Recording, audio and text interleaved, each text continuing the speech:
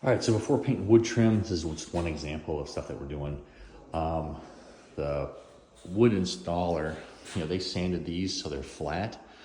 They didn't quite fill everything, so we knew we would have to fill holes and we have to do some caulking. But some areas are just, you can kind of see some gaps are a lot bigger than others, so it's a lot more caulking than just a traditional tight fit. They wanted it all level, which you can see on the wall's not level.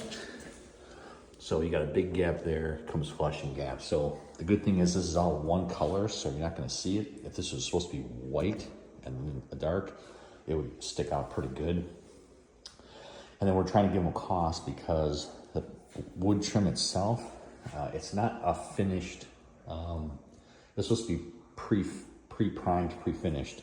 And even though it's primed, I'm trying to find a good one. I sanded one just a little while ago just to make sure, but you can kind of see some are worse than others right there. So like from this, they want this to be like perfect.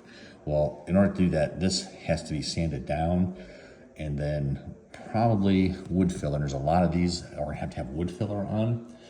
So how bad that is, some of these are just really rough. You can see this wasn't even primed at all. But you can see some of these rough edges. Here's a really good one. Rough edges, all that's gotta go away. So I came in and kind of played with it on this piece of wood here. And basically I just took a piece of 120 grit sandpaper and I just hand sanded all this. So you can kind of see what was taken off, what was there. And you can't feel it, but you can hear it. It's really smooth compared to the rough you can hear. So we're looking for it to get really smooth like this. So it's a really nice flat finish. We'll have to power sand these, fill holes, and then they started filling that, but we'll still have to wood fill those areas too. So there's some extra prep.